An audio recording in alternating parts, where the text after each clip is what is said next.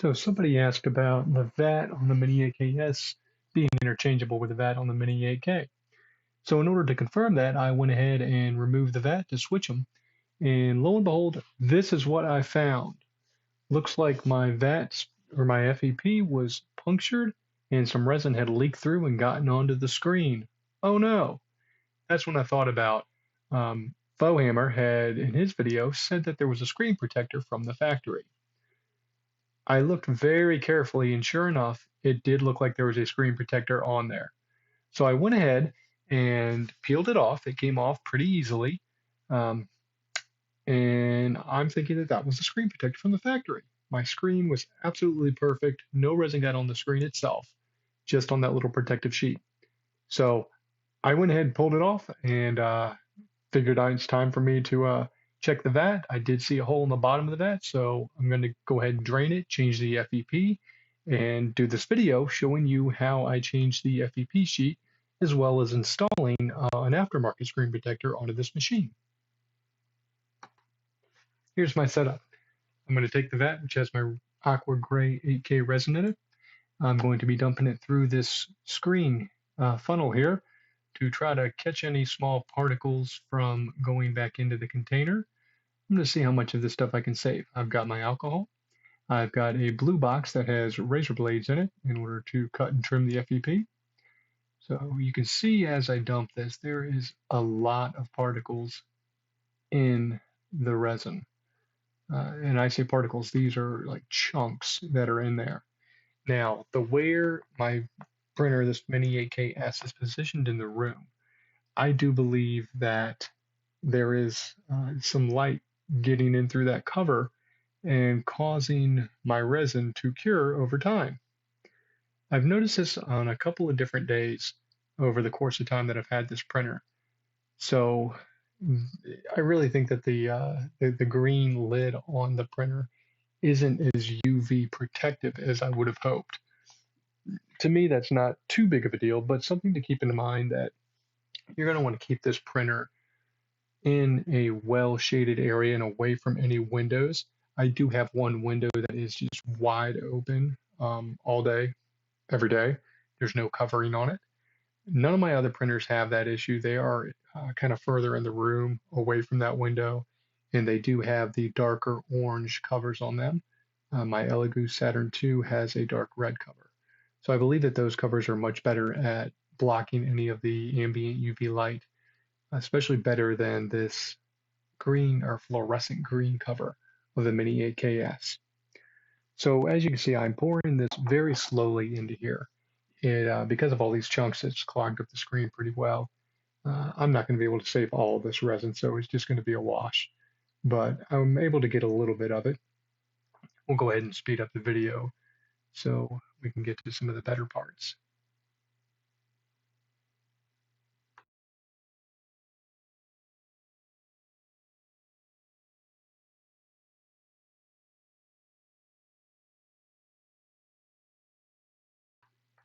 So I've grabbed my container that I use to dump in any of the vat cleaning remnants that I get. And this is kind of like my ultra dirty, dirty tank. It's where I put all my waste products from vat cleaning into. Then I'll set it out in the sunlight and let it cure before I actually dump it all out. So here I'm trying to just let some more of this resin drip down into the container before I just call it quit thing and say, oh well, it's gone. Not even going to worry about it. To me, it's not worth the hassle of waiting the time for this stuff to clean out. I'll just dump it. It's the Aqua 8K resin. There's no onyx in it, so it's not a very expensive mix. So I'll just dump it. You know, I'm going to be switching this entire vat over anyway to my onyx impact mix. Here's my dog scratching herself in the video. Great. So now I'm just going to take some of the alcohol, give it a better rinse. So changing the FEP really isn't necessarily difficult. It is a time-consuming task, you know, between the cleaning the FEP, just cleaning it all out, getting it ready to be removed.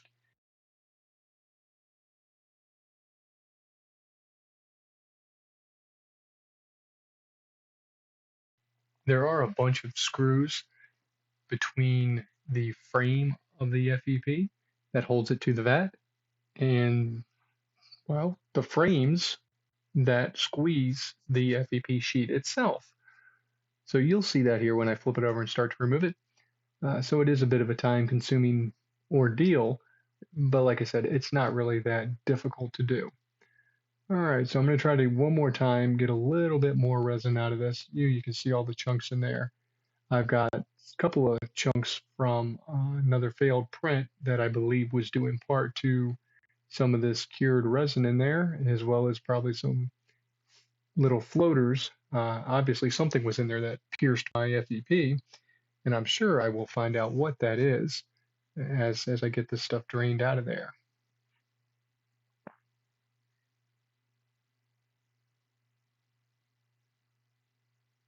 We're just going to wash some of this resin out. Dennis Wang did a fantastic review and some thorough testing. He actually proved that the cover does block, according to his test, 100% of the UV light. So I have another issue going on here that caused all these chunks and buildup of cured resin in my vat. Ah, there we go. I think those are probably the pieces that contributed to my leak. Those look like shards of a base that has probably cracked off trying to remove some models from that plate. So I mentioned in one of my earlier videos using this aqua gray 8K resin for this testing proved to me, or just solidified the fact that the mix that I use with the Onyx Impact is such a more pleasant resin to work with. I don't have that problem at all of any type of the rafts splitting, cracking, breaking upon removal. This Onyx mixture is just so wonderful for scraping models off the build plate. You can grab a corner of it and it just peels right off, and then slide your spatula underneath in between the model, the raft and the base plate or the build plate. It makes for a much easier removal from of the models off the build plate. So Aqua Gray 8K resin is great. It's inexpensive, it's highly detailed, but it is very hard and can be very brittle. And when you go to remove it, if you're not careful or your rafts or your base layers are exposed too much, it will crack and break and just becomes a pain in the butt. I do believe that I probably could have gone with a lighter exposure on my base layers as well, but no big deal. Not that worried about it now. We're going to put a nice new NFEP sheet on this thing, and we're going to go back to using, or we're going to go start using the Onyx Impact Plus and Aqua Gray, Aqua Gray AK mixture uh, into this Sonic Mini AKS.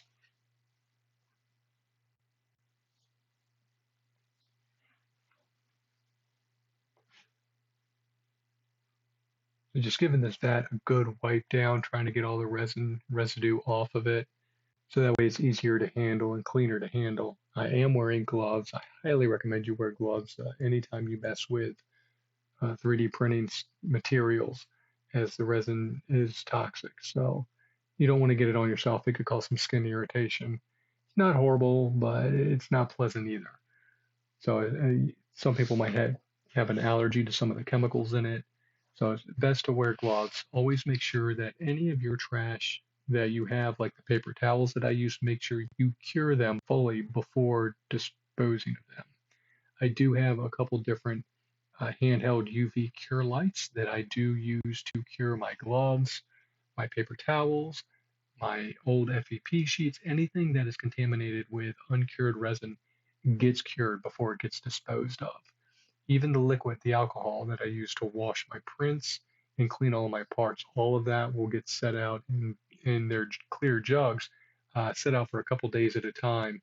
So that way the sun and the natural UV light can cure that liquid, and I can remove the cured resin from that. If the alcohol is not too dirty, I will reuse it.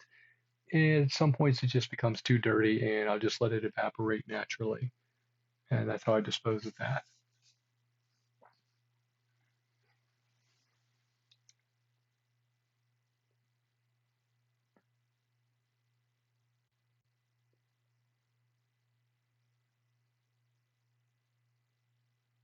You see all the solids in there? Yuck.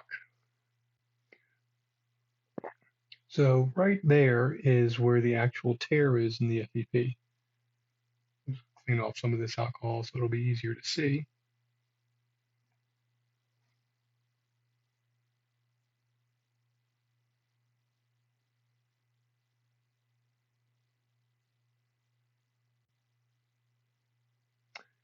Yep, there it is. That's the tear. Small little tear, but it is a puncture nonetheless and did allow resin to seep through. That's just a little divot, not a tear, just a little divot in the FEP. You can feel the tear, and if you push on it, you will see it'll just rip further and allow my finger right through the FEP. Boom. That was a tear. That FEP is done.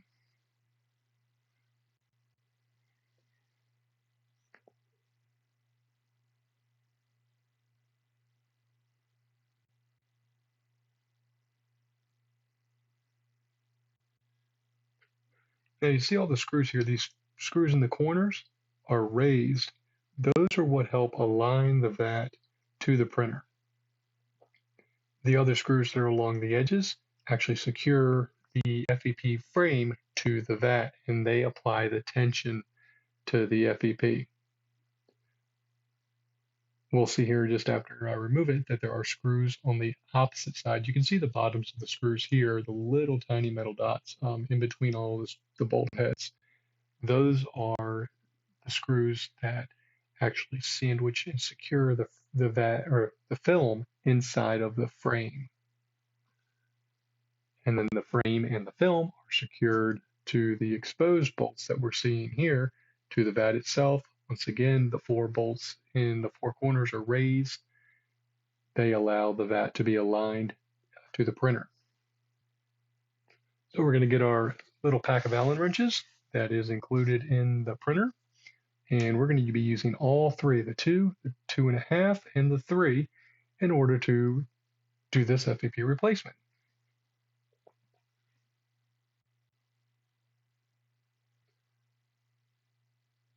We're going to start with the number 3, the largest one. And we're just going to insert the small end into the bolt. And we're going to start loosening them up.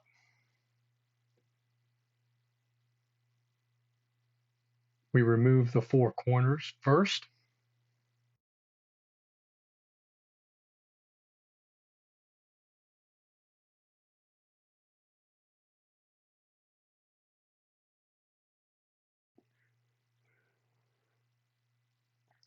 Then we grab our 2.5 and we proceed to taking the tension off of the frame and removing the frame from the vat.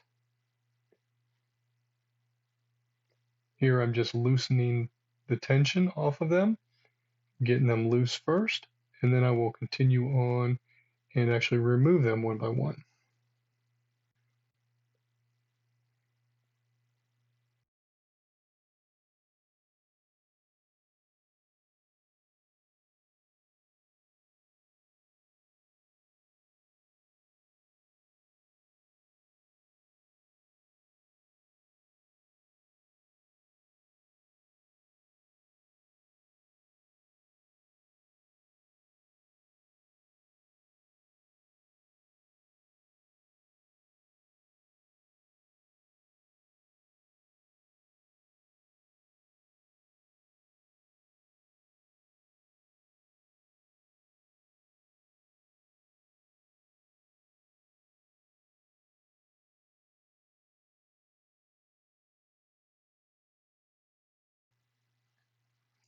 Now that all the screws have been removed, we can remove the frame and the film from the vat. Little piece of trash stuck on there. I like to clean the frame thoroughly before I start removing the screws from the frame. Now you can see I flipped it over. Now we can see the underside where the screws sandwich the 2 frames together. We'll set the vat aside.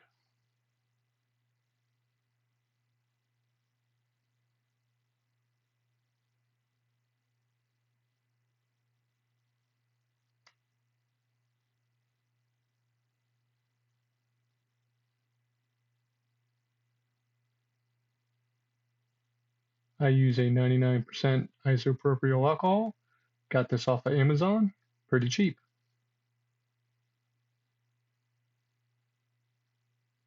Just give the frame a good wipe, get it nice and clean.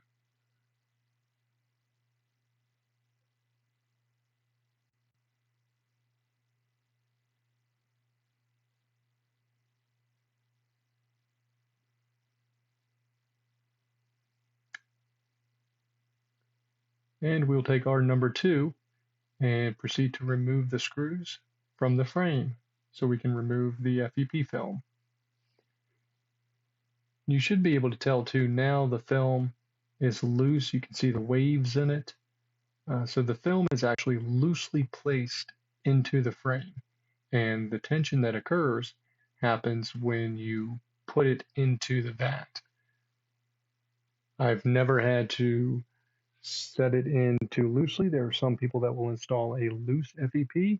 There is reasons behind doing that. I have never done that. I haven't worried about it. Never come across, felt like I've needed to do that, even though that is another method, another way of doing it. So I install all of mine loosely into the frame, just kind of laying on the frame, which you will see once we go to install, and then I tighten it down to the vat.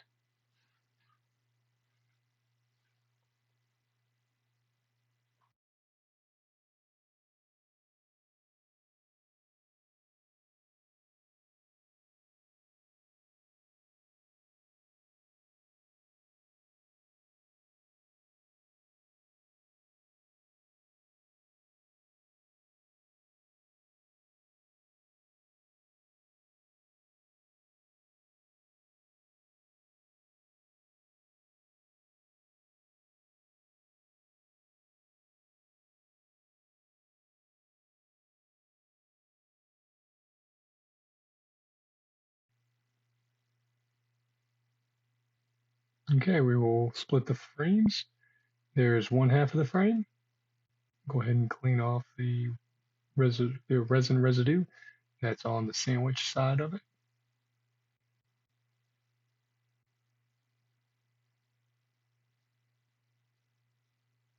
We'll remove the old FEP.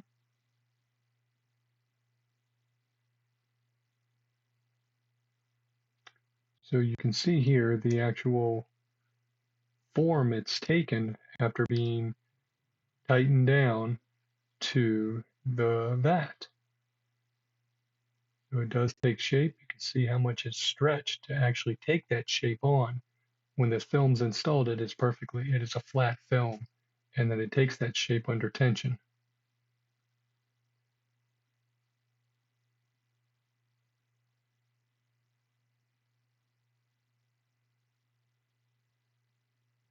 We'll clean off the other half of the frame.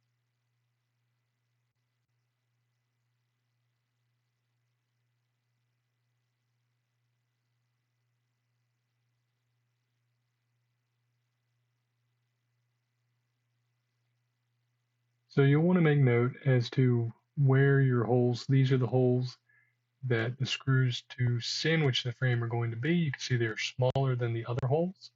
There's pretty much only one way that you can do this. So it's not, you don't really have to worry about getting it mixed up. You'll see that the smaller bolts will not fit into, or actually rather the medium-sized bolts won't fit into the smallest holes. So a little bit of trial and error if you don't understand it as soon as you go to sandwich them on there, but you'll figure it out pretty quickly. You do want the recessed holes to be facing outward so the countersink can occur and those bolts will be perfectly flat when tightened down into the frame. You don't want the countersink bolts standing out from the edge of the frame at all. So really not that difficult to do. Just kind of pay attention when you go to sandwich your FEP down and don't actually start installing bolts and poking holes until you have everything set. You can see here that it sits down in there and fits really well into that countersink area. We'll just take one of the bigger bolts and try to fit it in there. You see it does not fit. So the small ones are the only ones that will fit into those holes.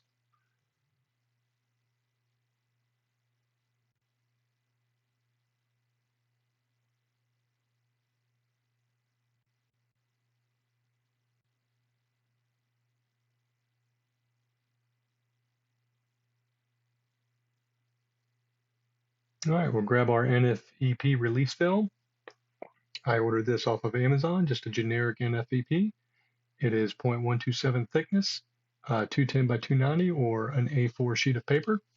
And I've found that with the Mini 8K and the Mini 8KS, you can get 2 vats out of one sheet of this A4 size paper film.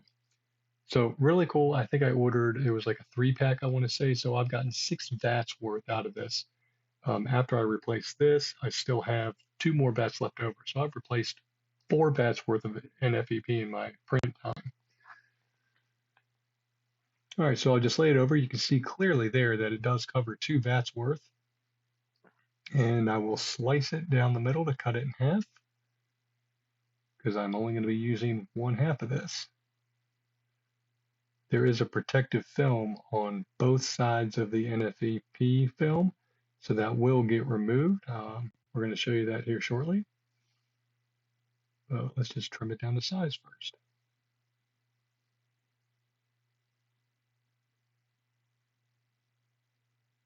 All right, there's the one that we're not going to use. We'll just set that aside.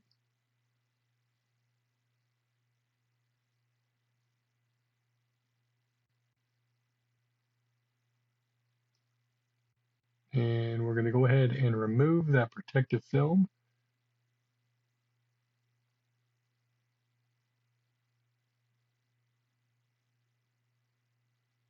And you're okay to touch the edges of it, just try not to touch the center of the film. Obviously the edges are going to be sandwiched in the frame, so just try to handle the edges of it.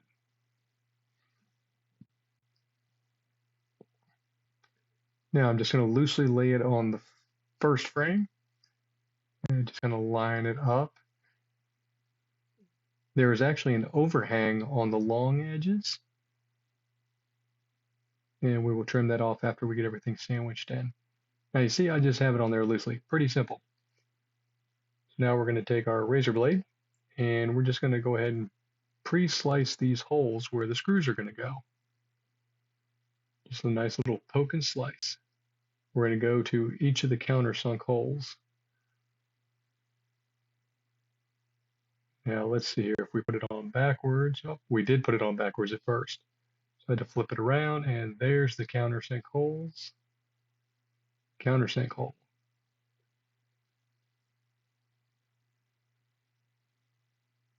So that's what I was talking about. Make sure that you have the countersink ready to rock, and you've got it facing the right direction. So now we're just going to put a little pressure to hold the frame in place and go through and poke our holes.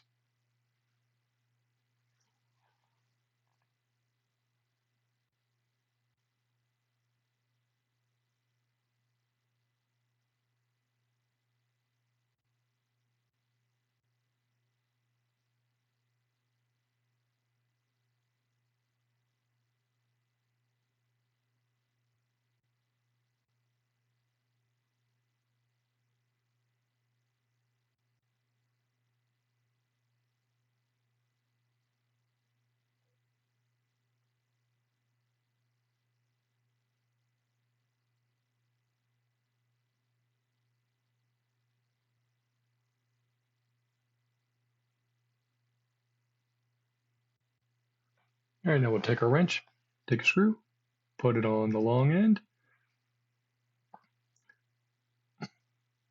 I choose this end just to always start them, and then I will tighten them with the other side of the wrench. We'll put a little bit of pressure to try to get to poke through that hole and engage the threads on the other side of the frame.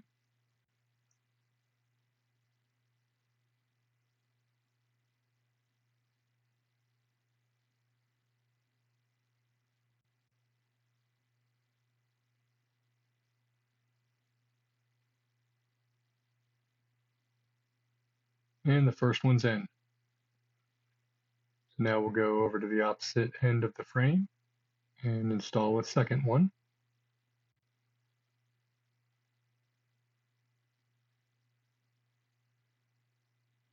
So my NFEP film has shifted slightly. I'm going to have to puncture another hole.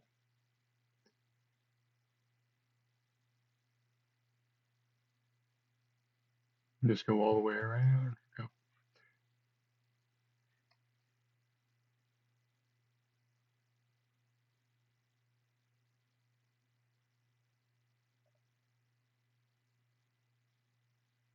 Tighten down the first one. And now I'll just go back through. This is what I should have done initially, is just poked one hole, got it started, poked the second hole, got the second bolt started, and then gone through with the FEP fully secured and poked the rest of the holes.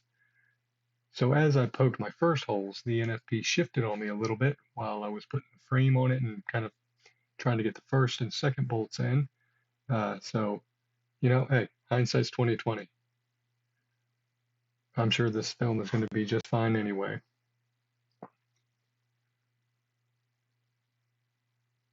So we'll go ahead and install the rest of the sandwich screws into the frame.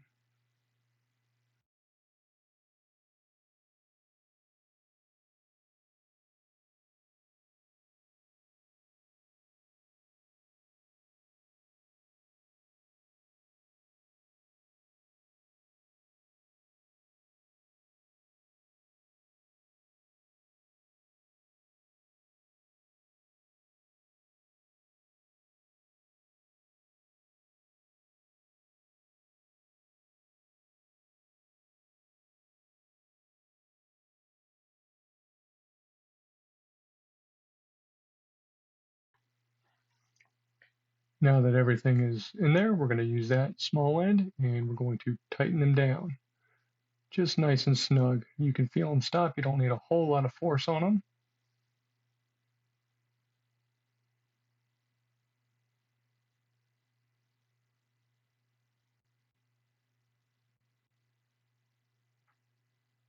If you apply too much force, you do run the risk of stripping out the bolt heads.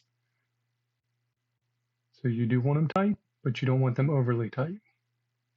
You can see there, I just kind of turn it until it stops.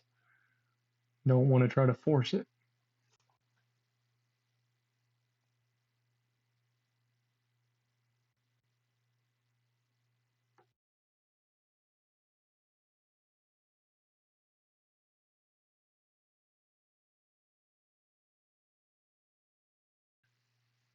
Now that I've gotten all the way around, I will go back and recheck them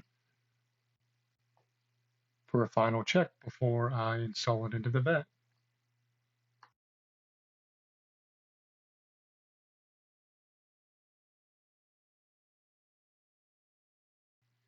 Okay, everything's tight. So now you can see here that it is loosely sandwiched in the frame. You can see the film is not pulled tight. It is just loosely laid in there. You can see the edges that we're going to have to trim off. We'll take the razor blade and simply just cut off those edges. Pretty straightforward. The blade cuts through the film very easily.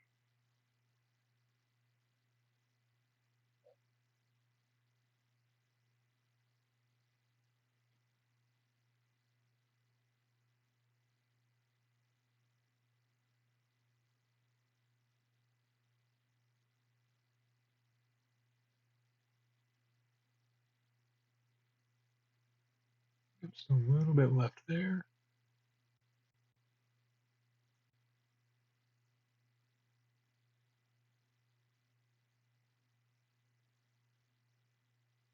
All right, it is trimmed, ready to be installed into the vat.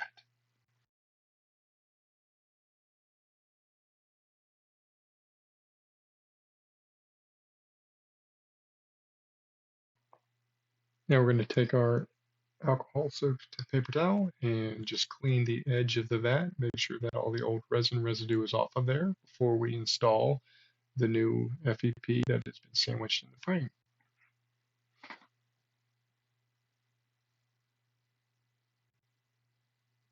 All right, looks good and clean. So go ahead and take the frame up, place the vat down, And we're going to look for this side here with the exposed bolts it's going to be the bottom. And there's our new countersunk holes for the tensioning bolts that will tension the frame into the vat. So it fits right over there nice and easy. We can take our happy little hobby knife and we will poke more holes. Now I will just do a poke, slit, and then I will turn it 90 degrees and poke slit the other way. So there's little crosshair cuts that I am putting into each of these holes. It'll make these bolts just kind of fit in much easier.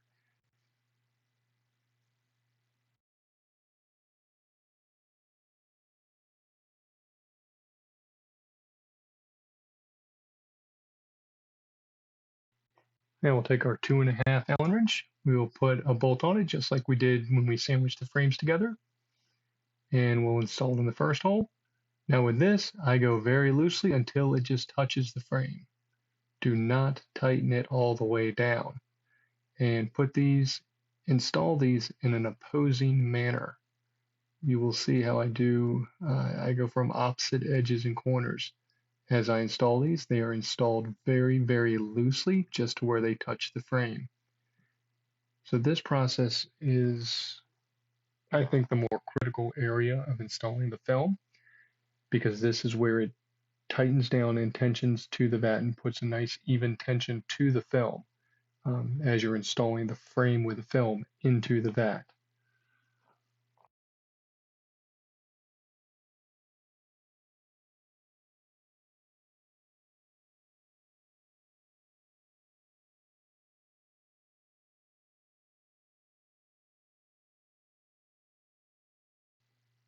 So now that all the bolts are in, we're going to pick it up, check it out. It is still loosely installed. There's still some waves in the film. We need that film to be nice and tight and smooth.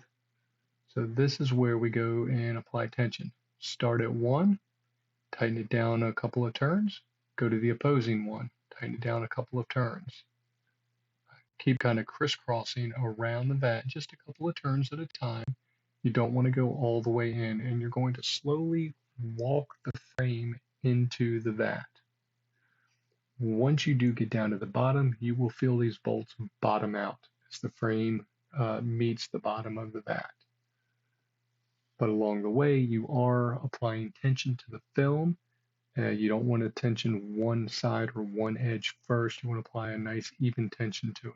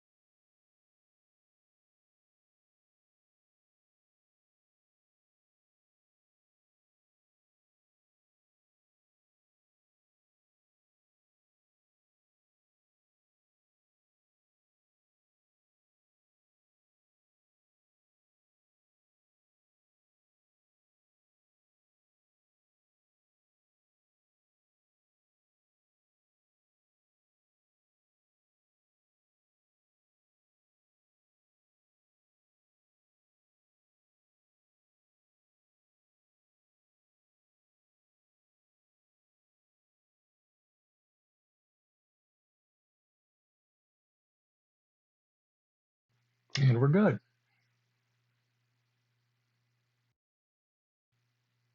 So now you can see the film is nice and tight and smooth. There's no waves in it, no creases. Everything looks evenly taut. So that's what we're looking for. All the screws have bottomed out and the film is tight. Now we can go ahead and put in the 4 corner screws.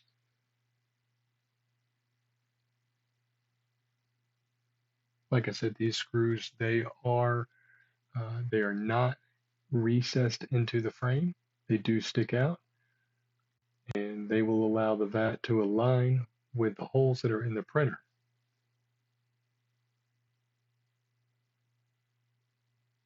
we can just tighten those down, one at a time. No need to crisscross these. The tension is already applied by the other bolts that we had just installed. We had just tightened up to install the frame into the vat. So those are the main bolts that actually hold tension. These four corner bolts simply align the vat itself into the printer body.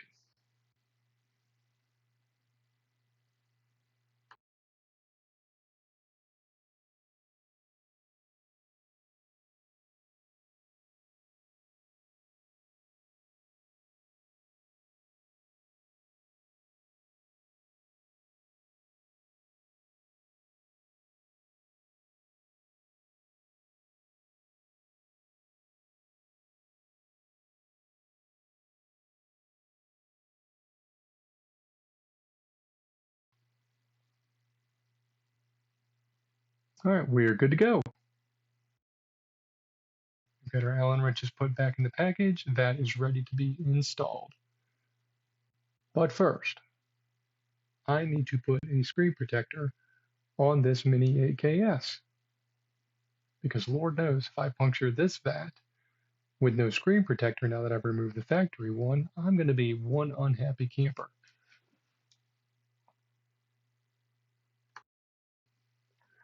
So here's the Mini 8KS without its factory screen protector, which is really hard to see in these videos. It is really just a very thin film that is actually within the boundaries of that black tape. The screen protector that I'm getting ready to install, I bought that off of Amazon as well. I think it was like a Mach 5 or something, but it was on Amazon. I actually bought it for my Mini 8K printers, and I know it is going to fit the 8KS perfectly fine because the vats are interchangeable. The screen is the same physical size.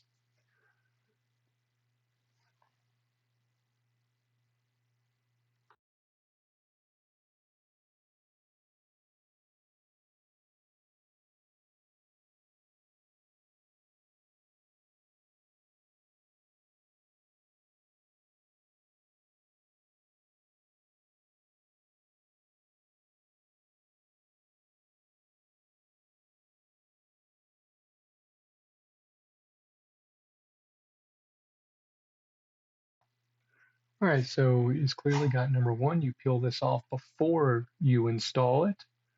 This is going to be the side that goes down against the screen. So we will peel off that first protective piece of plastic. Hold it by the corner. You can see the holes that are on this film. That is for aligning with those recessed bolt holes on the printer body. The vat feet, as we'll call them, those big exposed, those big raised bolts, the four corner bolts that we had on the vat, those go through those holes and sit into the holes on the body.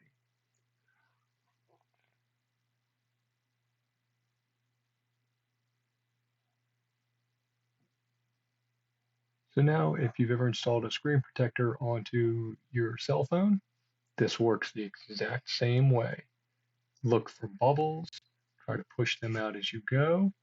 You will want to clean your screen, make sure that it's free of any debris that can cause bubbles. Now I've had a couple of bubbles actually on both of my Mini 8Ks that I have installed these screen protectors on, and they don't seem to affect my prints at all. Now I don't recommend it. The plastic scraper, the one that I said goes best in the trash. Here is a good use for it. I'm not bothered using this because I still have the second protective layer on this screen protector. So I will use this plastic scraper to carefully and easily push the bubbles out as it goes down.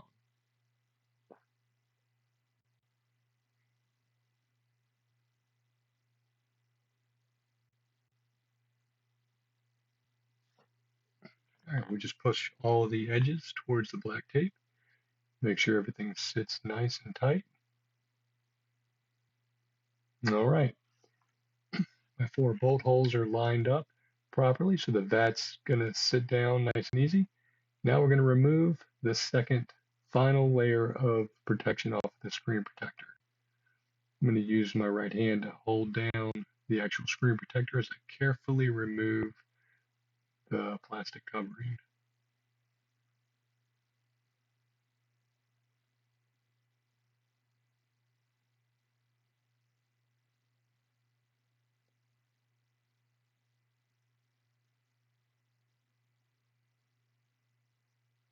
Just push it back down where removing the cover itself lifted up on it.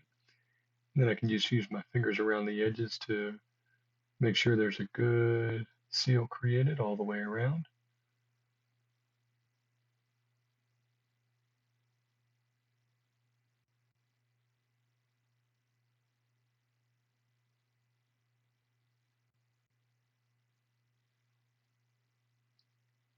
All right, screen protector installed.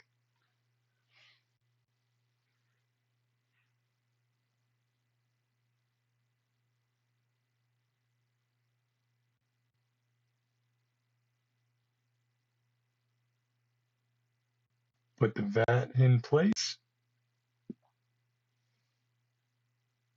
We're going to loosely thread our screws in. And now they're in, tighten them down. There we go. Vat's installed, screen protector's installed. We'll put the build plate back on. Now this printer is ready to run a Z calibration again. Now we will have to run another Z calibration because we installed the screen protector, which gives us some extra height there from the initial home position.